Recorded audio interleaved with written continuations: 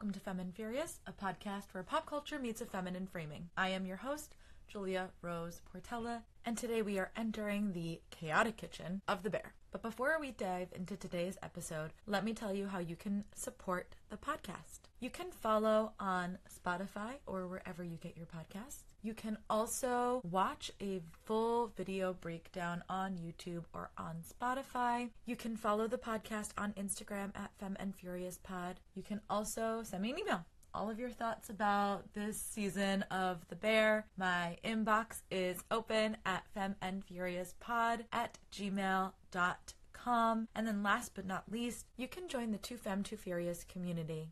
And that will get you, for $10 a month, the Femme and Furious fully loaded bonus episodes. You will also get a 15% discount on merch or live events. You will get Sunday Brunch, which is a virtual monthly hangout.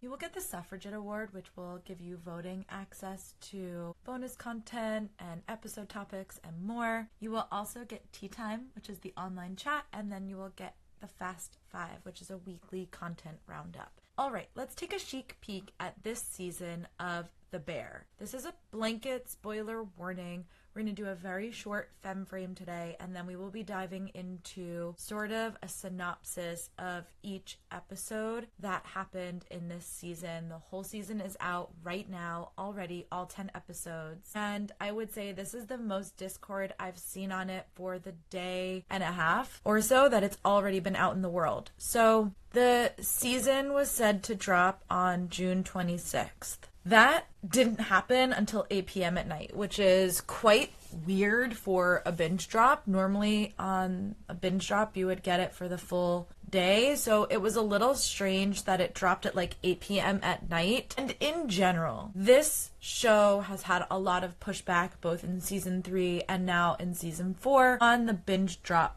model. Some of these episodes really require the full week to be able to sit and process and digest. And sometimes when you're creating something, like Netflix has now started to break up, part 1 of a season and part 2 of a season. And they do this for financial reasons. Like, this is not for audience benefit. This is 100% for their own financial markings between quarters. But when it comes to a binge drop, it becomes quite difficult to really enjoy a lot of the emotional beats that happen, especially on a show like this, when one episode is just bleeding into the next. And I thought it was a really good season of TV, and I would say, again, it's only been out in the world for a day, but critics are high on it already, and always have been high on the show, but last season there was so much pushback about how the season dropped and how it felt out in the world as we moved through it as a collective. And I think there is some of that already starting to pop up on Reddit and on critic boards. So it is something that was on my mind, and I thought it was strange to have a binge drop at 8 p.m. at night. Then normally it drops like at midnight on the day of whatever day it's coming out. So I don't know, I just thought the whole way it was handled was a little strange in particular, but I was high on the season of TV as a whole. I thought the season was really good, and I really quite enjoyed it. So critics are also high on it. It's got, on the very credible source, Rotten Tomatoes, a 92% on Rotten Tomatoes. On the popcorn meter, which is all, feedback, it is a 76%. So not as high when we're adding in regular people. But again, it's only been out in the world for like a day and a half. And it is also sharing the binge space with the last of Squid Game. So I'm not sure how many people will dive right into this before going into the more, I would say, pop culturally relevant Squid Game versus The Bear, even though I think The Bear is quite important to like the cultural zeitgeist that is out right now. People only have so much time, and they only have so much time to devote to sitting down and watching what ended up being about 6.5 hours of TV. So it's a lot for people. So I'll be interested to see, like, in a couple weeks from now, when it's been out in the world for a little bit longer, if the general fan popcorn meter goes up versus just the critic side of things. So let's dive into today's femme frame. This season of The Bear is quieter, it's slower, it's a little less chaotic in how it manifests. There's certainly still chaos. It's just much more nuanced in how it's getting expressed throughout the show.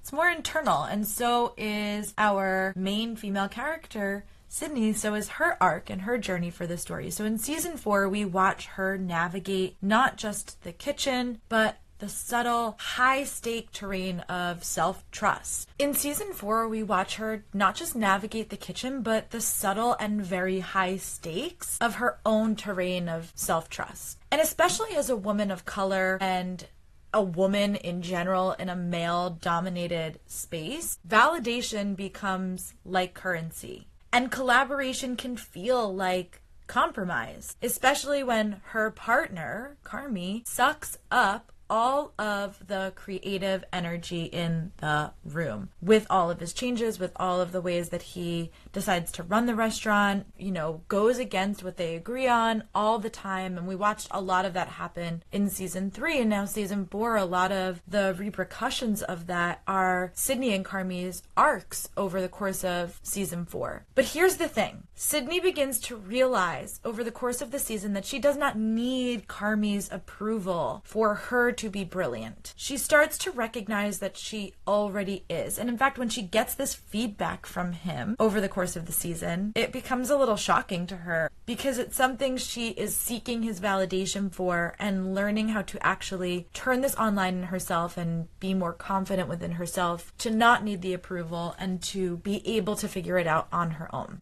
And the part of her arc that is so fascinating and so compelling to watch is her being able to accept that maybe she has been a mentor to him, that in all the ways that she looks up to him, that she thinks he is the best in the world, that he looks at her as somebody that is mentoring him about how it should be done, how it could be done, and what that would look like if he maybe was in different circumstances, if maybe he was a little bit more like her instead of her trying to contort herself to be more like him. And it's such a beautiful part of their story arc together, but a really special part of her arc individually this season. Because there is a power in watching her move from seeking feedback to offering leadership. And she does this in 2 different capacities because she is seeking from the other chefs around her, like Carmi, but offers it back to the people that she really knows has potential. And she even brings this up like, hey, we sent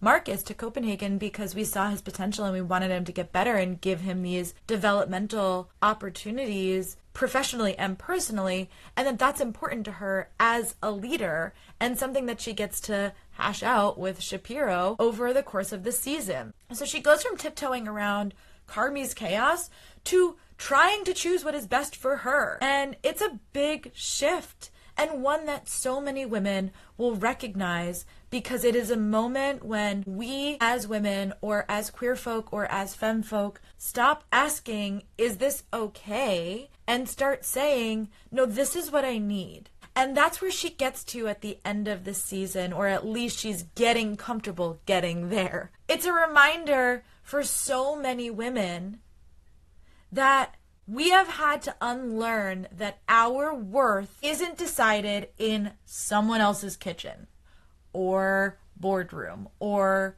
bedroom. It's an internal journey. Our worth is decided internally. And Sydney's journey this season isn't particularly flashy, but it is radical because she no longer waits for permission.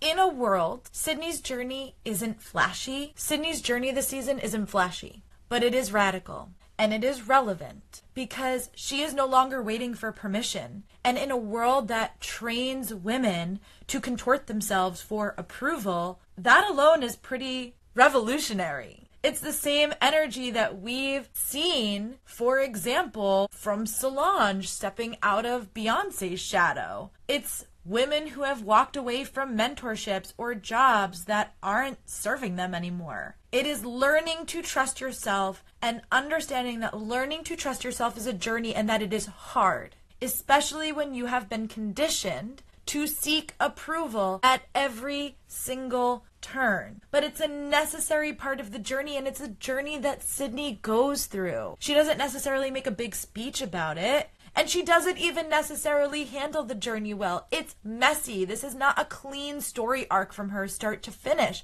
There is so much to noodle through internally when you are learning to move away from your own fears and start to listen to your own internal dialogue and build that trust with yourself, so you know wholeheartedly that the decisions and the choices that you're making are coming from a place of your own self-interest instead of prioritizing everybody else, as women are often taught to do. Sydney leaves her options open over the course of the season until she feels clear about the choice that she needs to make. And she does understand that she needs to make a choice. She takes nearly the entire season to make this choice and to feel clear about it. But once she does, she gets almost an immediate validation that the choice that she made is correct, and that the decision that she's making is correct. And the feedback that she gets in that moment validates for herself, I actually maybe know what I'm doing. And again, none of that is necessarily expressed out in the world, but it's said over the expressions of her face as she moves through the conversations that she has over the course of the season. And in a world where women are taught to play small, that kind of confidence hits really hard and does so well on screen with an actress like Ao. So what we are going to do now, because that is our Femme Frame for this week, just a short, tiny little bit. This is a quickie, by the way. This episode is a quickie. I didn't say it before, but what we will do now is we will go through all of the episodes in a quick synopsis form. So make sure that you have seen all of The Bear before diving into the rest of this particular podcast episode. We are starting at episode 1, called Groundhogs. The season opens not with chaos, but with a click. A kitchen timer ticks down as we flash back into a tender moment between Mikey and Carmi. It's a glimpse into their shared dream, opening the beef. While Carmi cooks, he muses about what restaurants really are. Sanctuaries for people who want to feel good. And they could build that together. Cut to the present. The dream is fraying. Carmi is now haunted by both potential and loss. He does the most relatable thing ever. He texts Mikey even knowing that he will not get a text back. The Tribune review looms over him and the entirety of the staff of The Bear, and so does the fallout. Carmi tries to apologize to Sydney, the steady pulse of our show, who gently calls him out. She urges him to step out of dysfunction. He insists that he doesn't like dysfunction, and so she replies, "What do you like?" And Carmi's answer is this. He genuinely, at least I believe, likes when it's quiet, when it's real, when it's him and Sid, and there is a rare moment of calm trying to make something that matters together. Then the ticking returns. A literal clock starts in the restaurant, signaling the countdown to the Bears' final run before they must shut down operations. The goal? Get a Michelin star or lose it all. Enter Richie in a full redemption arc energy, hiring Jessica and the team from Ever to whip the place into fine dining shape. Precision, pressure, plating, it all gets turned up to 11 in this first episode, and it sets the tone that this isn't about food, this is about legacy. Episode 2, Soubise. Teamwork makes the dream work in this episode, which opens with Sid and Marcus in the walk-in. Cue metaphor. And it ends with Sydney offering to help him clean his station. Growth, collaboration, emotional tension in a 38-degree setting. Make out already. Meanwhile, Richie checks in with Carmi and asks, "Is this performative?" And Carmi deadpans, "No." Is it deeply frustrating to watch this man, Carmi, consistently self-sabotage? Absolutely. Is it also somehow forever endearing to witness his glimmers of progress? Unfortunately, yes, Team Carmi forever. I do not make the rules. Richie throws up a prayer that they can finally pull it together, and honestly, I want it to come true, not just because he deserves a win, but because he is so good at his job now. He has such a sense of purpose and fulfillment, and his character arc has been low-key one of the most satisfying on the show. Sydney is still torn about committing to the Bear or running off to Shapiro's offer. She shares a moment of banter with Carmi, and she is surprised when he easily agrees to cut some stuff off of the the dishes from the menu. His reasoning? I'm working on it. Talk about his overbearing, get it? Personality. Yes, we are doing puns now. Tina is on a mission to get her cavatelli in under 4 minutes. Carmi admits that he's never managed to get it in under 3. For what it's worth, the cavatelli looks a little meh for a Michelin star joint, but that's just one girl's opinion, and I am not the Chicago Tribune. In a moment of personal clarity, Carmi realizes that he hasn't even met his niece yet. Yikes. And he calls Natalie to apologize. She is understandably confused, but also quite touched. She gives him permission to step away from food if it is no longer bringing him joy. It is also in the scene that I discovered I have a new kink, and it is watching Jeremy Allen White cry. As the team continues to clean up their messes, literally and emotionally, we see Sydney step in for Tina when she goes to help Marcus. Sid clocks the cavatelli at 2.5 minutes, proving yet again that the student has officially become the teacher. Episode 3. Scallops. We open on a ticking clock, because of course we do. And we slide into a hazy, dreamlike montage of Sydney cooking like she is on Chef's Table, Existential Crisis Edition. She presents her dish to Carmi and braces for impact, and he calls it perfect. Her face does that, wait, what? Twitch? Because obviously, no one is ever just fine in this kitchen. When she double checks, Carmi hits her with, "It's better than perfect. Put it up." And she short circuits accordingly.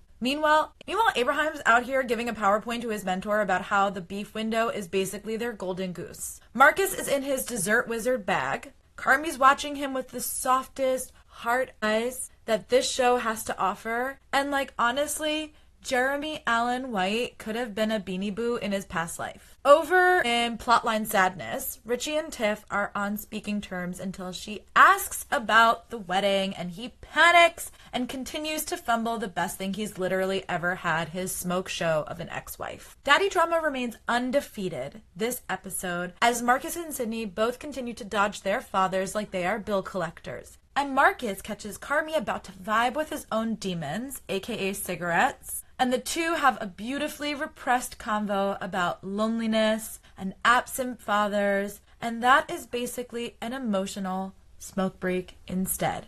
Then enter, stage left, Jamie Lee Curtis as Chaos Mama Bear Supreme. Back to destroy the vibe with wine breath and unprocessed trauma. The family is trying to sell Unk's house, seemingly for financial reasons. And in a rare moment of male tenderness, Richie actually pulls off a heartwarming VIP guest experience for someone who wanted a beef sandwich and snow in Chicago. Carmi helps to zhuzh the plate up, and Marcus seals the Hallmark fantasy with hot cocoa and faux snow. Cue me sobbing while watching the scene because I loved it so much. It was a beautiful moment. Unbeknownst to anybody, the Michelin star critic is there observing all of this. Sydney's scallops get a shout out from him. The team absolutely crushes it.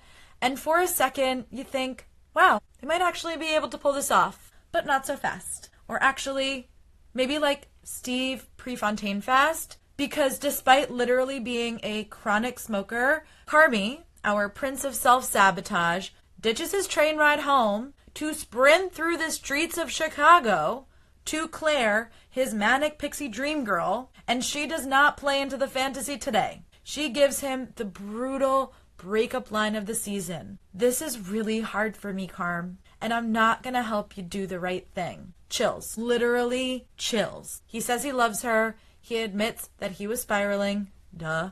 And he proves that he will continue to likely choose his inner turmoil over her every single time. They scream, they cry, and finally, they seemingly close the chapter with mutual understanding that Carmi's true love is the grind, is the chaos, is the ghost of his brother, and it is the kitchen timer. Episode 4.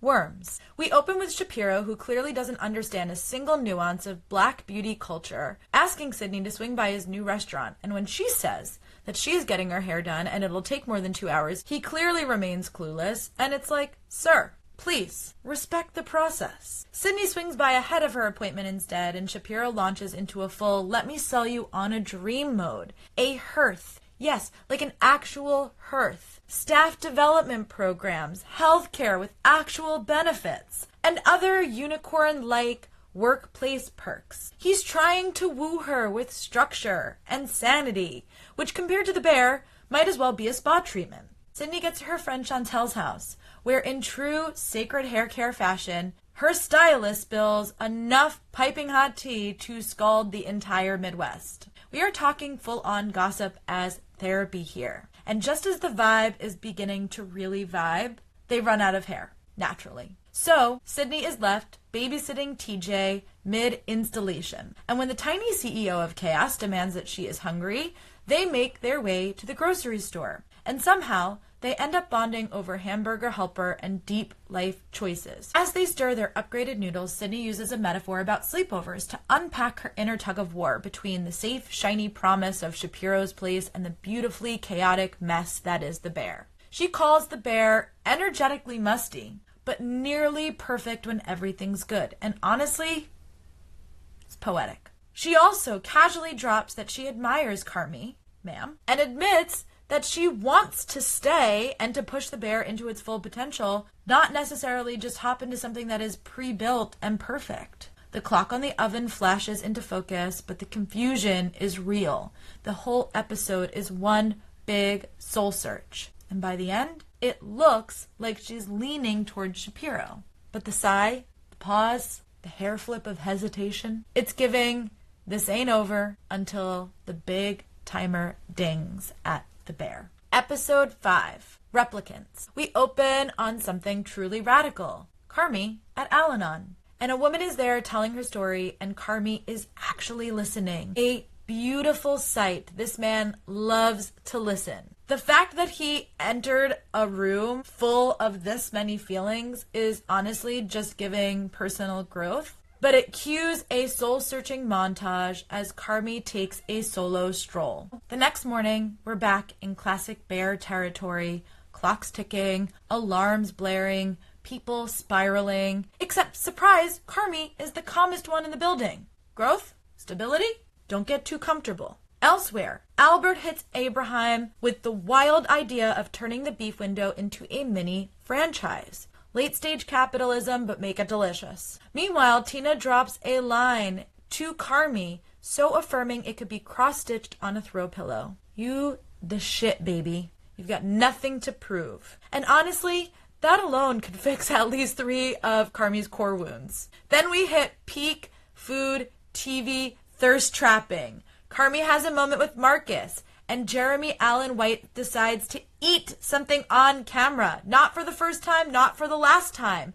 But honestly, every single time it should come with a viewer discretion warning because it is truly pornographic. And then, to turn the heat up, if we're going to continue with the cooking metaphors, oh my god, Will Poulter as Chef Luca walks in like a Renaissance painting dripped in bechamel with all of his fake tattoos, and the 3 soft-spoken men with creative endeavors and trauma and tattoos, as aforementioned, are peak television in Julia's playbook. The bear really said fan service. Tina's pep talk clearly hits because Carmi apologizes again to Sydney and brings her a set menu. Sydney hasn't looked at the updated agreement yet, and right when they're about to get into it, Natalie strolls in with Sophie, who is instantly roped into a bit where Richie uses her to make digs like calling him antisocial at Carmi.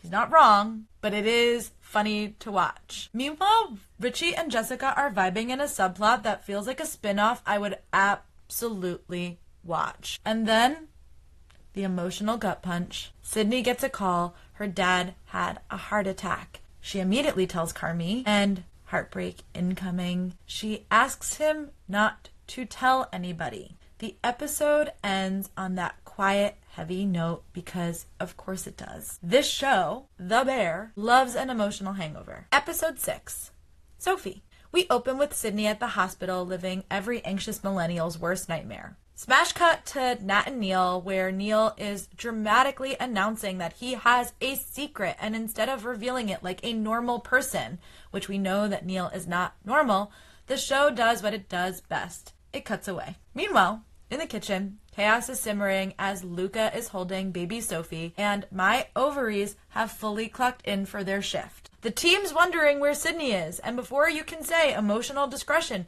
Carmi blurts out her personal business after being asked not to do so. Because of course he does. Back with Nat and Neil, Neil reveals that his big secret is that he invited Francie to the wedding. The group immediately devolves into a full-blown family argument featuring Carmi, Richie, and Nat yelling like they're on Maury, while the staff just watches on the sidelines like they get paid for front row tickets to an emotional breakdown, which technically, if you're working at the Bear, you do. Amid this mess, Jessica gives Richie a much-needed pep talk, and Sydney runs into Claire at the hospital. It's very awkward, it is quite tender, and then Sydney starts to break down. Watching her cry, it fully took me out, and I was not okay. Richie calls Tiff and gets honest about how he feels isolated. Growth alert. And Sydney calls Carmi for a heart-to-heart. She tells him that she appreciates him, and for a second things feel almost okay. But then, ding ding, Shapiro calls Carmi, and the tension returns like it never left. Sydney visits her dad, and he hits her with the classic, "You're not moving back in" energy. Meanwhile, Tina finally conquers her cavatelli in 3.5 minutes. Queen behavior. Then we get Shug and Carmi's heart-to-heart, ending with Carmi holding baby Sophie, and I swear the birth control industry trembles at moments like this. Just when you think you have maxed out on all of the drama, they clock the actual Food and Wine critic, and Richie delivers the only mission statement that matters. Nothing changes. Every guest is family. It's Dominic Toretto, because we must make a Fast and Furious comp on this podcast, but we will make it for dining. And the episode ends with a countdown because time is fake and tension is eternal. Episode 7. Bears. It's wedding day for Tiffany, and Sydney is giving Richie a soul-soothing pep talk while, quietly, spiral planning her exit from the Bear. She hits him with, "Everything ends eventually," while gazing into the void. Richie, naturally, has a full-on emotional meltdown, and Sydney has to gentle parent him through it like a preschool teacher with a minor in mindfulness. Meanwhile, Carmi shows up, and the Ren Fair gives a warm and welcomed huzzah! Bam! Drama alert. Francie and Natalie immediately start fighting, because what is a wedding without some unresolved trauma? And that Francie and Nat beef, it turns out it's not just sisterly-like squabbles. It is about former hookup vibes. Because yes, babe, this wedding has a queer bi-awakening subplot, and I was living for it. Carmi spots his mom and absolutely short circuits. Carmi spots his mom and absolutely crashes out. Sid and Richie tag team an intervention, and while he escapes, Uncle Lee then corners Carmi in the kitchen for a mini emotional assassination via, "You're just like your mother, but good job trying to be just a little bit better than her. Thanks, I guess." This entire conversation made me uncomfortable. I do not like Uncle Lee. He would be the person at the party I would be fucking avoiding. Mama Bear, alternatively, corners Sydney, and she asks, "What's Carmi like?" And Sydney responds with a speech that is so weirdly touching that for 1 second, you believe he is not as emotionally repressed as he actually is. Then the emotional climax happens under the world's largest table as Evie hides, afraid to do the stepfather-daughter dance that they have planned for the wedding. And suddenly then, everyone's having a full group therapy session on the floor. Fears are named. Tears are shed. No desserts were spilled, despite many adults being under this table. Carmi says he's afraid of peace. Relatable. But he quickly swaps it for math, because why be vulnerable all the way when you can actually half hide it in a joke? Classic. Then the emotional roller coaster really kicks in. Sid gets a text from Shapiro, decisions. France and Natalie finally stop beefing and start flirting a little bit, maybe, perhaps. Claire and Carmi talk. And listen, I am not a Claire stan, but I get it.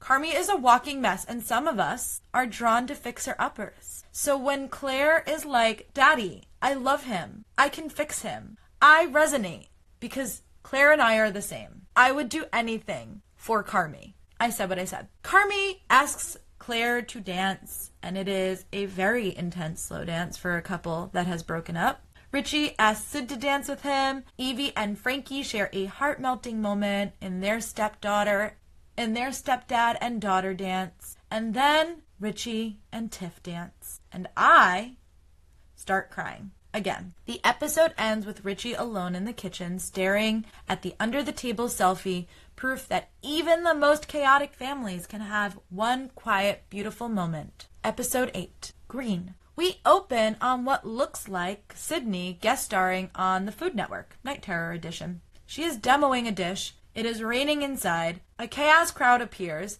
The footage literally starts ripping apart, and she drops the kind of monologue that should be printed on a t-shirt for high-functioning perfectionists everywhere. It's important to remember to have fun while you're doing this, okay? A little nervous breakdown never hurt anybody. Followed immediately by, of course, if your dish fails, it's no worry at all. No trouble, really. You'll just be a complete waste of space and a failure and a disappointment to anyone who's ever devoted any time or energy to you. Cute, girl. Then the kitchen timer goes off, and it's like a jump scare from Hell's Kitchen. Quite literally. Cue the next dream sequence. Sydney on a confetti-covered stage performing to a hauntingly empty theater, aka every woman's subconscious fear about being seen and still not being enough. She wakes up gasping, and I understand this more than I understand most things that are happening in this show. Then it's decision time. Sydney calls Shapiro, and she lets him down gently, and he reacts with the emotional maturity of a soggy baguette. Because basically, he tells her that she's making a dumb choice. And Sydney is left visibly shaken by how quickly his supportive boss energy turns into petty white dude with ego bruising. Meanwhile, over in the tender subplot land, Suge and Pete share a very soft, very earnest moment with their baby Sophia. And Sydney checks in on her dad, and he cuts right to the chase. What is going on with you? Sir, everything. But Sydney will never say that. So instead, we get the countdown clock. Because of course we do. And Marcus fully ghosts his dad. Emotional avoidance in this show, groundbreaking. Tina and Chef Luca bond over how pressure cultivates creativity. And it's actually heartening how much Luca is out here quietly mentoring everybody like some kind of hot culinary Mr. Miyagi. Then comes the question mark moment of the episode. Jessica finds a photo of Richie and Mikey, and in Richie sharing some of his story with her, she and Richie proceed to have a possibly flirty, definitely electric moment that left me whispering, wait, do I ship this? Luca drops even more wisdom this episode onto Marcus this time, like it's his side hustle, and Carmi calls Claire while dropping stuff off in his mom's. Claire tells him that he's brave for facing his trauma, and he hits her with a very sincere, "You're wonderful." And for a brief moment, he seems emotionally available. Don't get used to it. Jessica gives us the thesis of this episode, which is honesty is sanity. And Richie follows it up with, and scary. But still, he keeps showing up emotionally, and I love that for him. Neil, sweet baby Neil, has no idea what to do with his hands, and I just want to wrap him in a blanket and give him a spreadsheet. Luckily, the gang, but especially Richie, pulls together again to help him figure it out. And finally, Nat and Computer, yes, that's still his name, sit down to make sure that this whole dream doesn't implode the moment the countdown clock hits 0. Teamwork makes the trauma functional. Episode 8, Tonato. We open on Carmi visiting his mom, who wastes no time emotionally manipulating him with the classic "just stay for a minute" setup. Spoiler alert, it's never just a minute. Meanwhile, Sydney and Unc have a heart-to-heart that is surprisingly quite tender. But back in Trauma Town, Carmi steps into his mom's house and directly into a time warp of his childhood pain. As he pokes around and chats with Mama Bear, it slowly dawns on him that Unc is broke. Like broke. Like low-key selling his house broke. Then Mama Bear starts crying, and it's one of the most tender moments that we have seen all season, as she admits that she was nervous that he even came. She pulls out a letter that she wrote to him, and she starts to own her past. She apologizes. She admits that she made things worse. She says that she loves him. She says that she's sober, that she's trying. And what does Carmi do? Our soft-spoken, emotionally damaged angel just holds all of it and says, "I'm sorry I wasn't there for you. I love you too." Then, because his love language is clearly always going to be food and cooking for people, this is exactly what he is talking about with Mikey, that food can make people feel good because he gets up and starts to clean a chicken to make lunch for her. Meanwhile, Marcus's friend Chester is giving hard eyes to Luca. And frankly, get in line, Chester. We've all seen those forearms. Chester tells Sid that he's sexy. And Sid thinks that Chester is talking about Marcus because that's her own Freudian slip. Marcus remains blissfully unaware of Chester foaming at the mouth for Luca. Elsewhere, Tina is in her winter era.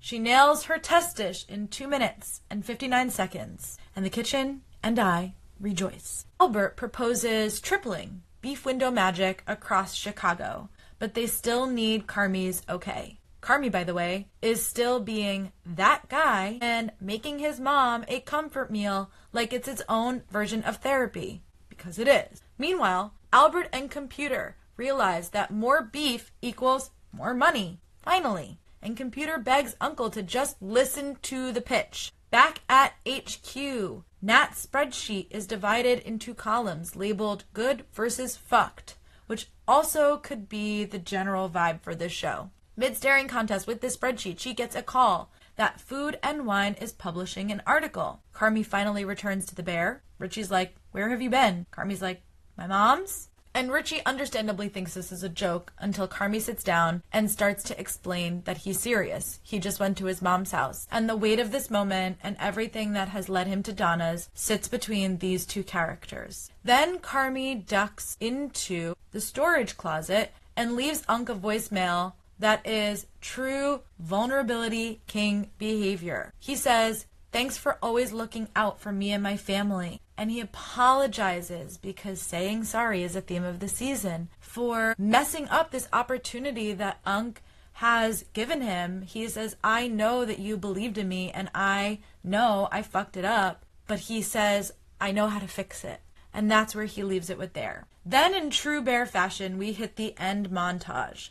Natalie gives a speech to the staff that they've made Food and Wine's best new chefs, and Marcus is on the list. Tears. The crew gears up for what seems like their final night at the Bear. Marcus sends the article to his dad. Sydney finally answers a call from Pete, who casually drops the plot twist bomb. Carmi pulled himself off of the Bear agreement. It's just Sydney and Nat now. And then, cut to black. Episode 10. Goodbye. We open on a kitchen ice out. Carmi is checking in on Sid, and he hits her with one of the most chilling lines a work spouse can ever deliver. You didn't talk to me all service. And then he says, I don't like how this feels. And Sid, not missing a beat, says, neither do I. Let's be real. If there's one visual motif that is more consistent than a clock on this show, it is Carmi looking at Sydney like she is the literal fucking sun whenever she is not looking at him. And I love it. Sydney, finally done with all of the bullshit, confronts Carmi about leaving the restaurant. He admits it, but spins it like a noble sacrifice. It's what's best for the restaurant. But Sydney isn't buying it. She's mad. She's hurt. And she reminds him that he's leaving her with a hot mess and a pile of fucking debt. Valid. Then comes the gut punch. Carmi admits he doesn't love it anymore. He says it like it's a confession, but he also says it like it's a release. And he sees in her that she still does love it. He even says, love it. And then he follows up her response with, it wasn't a question. He knows she loves it. He knows she still has a fire for this work. And then he flips it. He knows that she was planning on leaving too. Because these two really said, I know what you were doing last episode. Sidebar. Then he flips it. He tells her that he knows that she was planning on leaving too. Because these two really said, I know what you did last episode. Sidebar. Can we give the show an Emmy just for how well it captures the overlapping dialogue in real fights? People talk over each other in the real world. They change lanes mid-sentence, and it's messy. And the show does such an imperfect encapsulation of what these real-life arguments sound like. Okay, back to the show.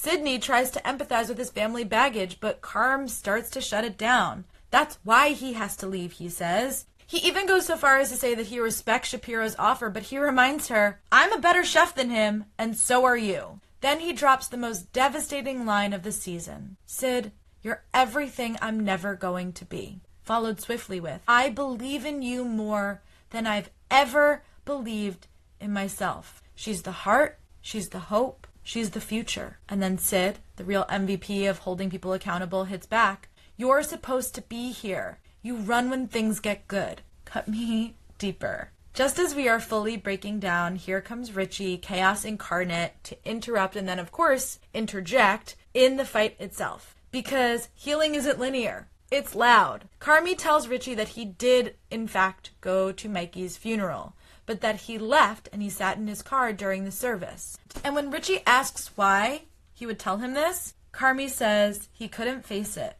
that he was ashamed, and that he resented Richie a little bit for knowing Mikey better. And Richie, he breaks and he confesses that he thought that Carmi didn't come to the funeral because he had failed Mikey. Then, the line that wrecked me even more, as if I was not already sobbing at this point, I missed you when you were gone. Big feelings, ugly tears, soft bros. Sydney puts on her boss pants. She says she'll agree to the new terms if the restaurant goes to her, to Nat, and to Richie.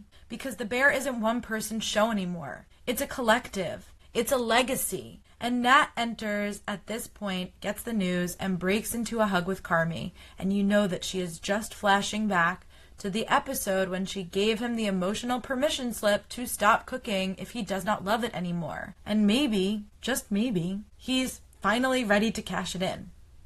And then, counter hits 0, credits roll, and we are left breathless. Now, I think a lot of season 5, which I think is going to be the last season, by the way, is going to be what it looks like for Carmi to sort of take a back seat and let this place start to gel, like he said, without him. But I do think by the end of it, he'll have reached a balance where he'll be able to stay, maybe not as a partner, but as one of their chefs. Or maybe his trajectory needs to be that he goes and moves on from this scene. But I have a feeling he'll still be involved in some capacity. I don't know. I guess we'll see. But I think season 5 is gearing up to be the last season. All right, let's crack open the burn book where we look at the superlatives for this episode. Bold and Bothered Award. Nat's entire beef with Francie. The Shiro Award. Tina getting her cavatelli in 2 minutes and 59 seconds. The Femme Fatale Award. Claire saying she's not going to sit around and make it easy for Carm to do the right thing. Speak Your Truth trophy. I believe in you more than I ever believed in myself. Honorary heartthrob. Literally any of the men holding babies. I don't care. Sue me. All right. Thank you for listening to this week's episode of Femme and Furious. If you liked this week's episode, share it out on socials, leave a review, all that good stuff. I will be back on Tuesday with the next in our Emily Henry deep dive series. We are reading Happy Place. And then next Friday, I will be back on the 4th of July for the Dames of Democracy episode. Until then, I'm behind you, Chef. Bye.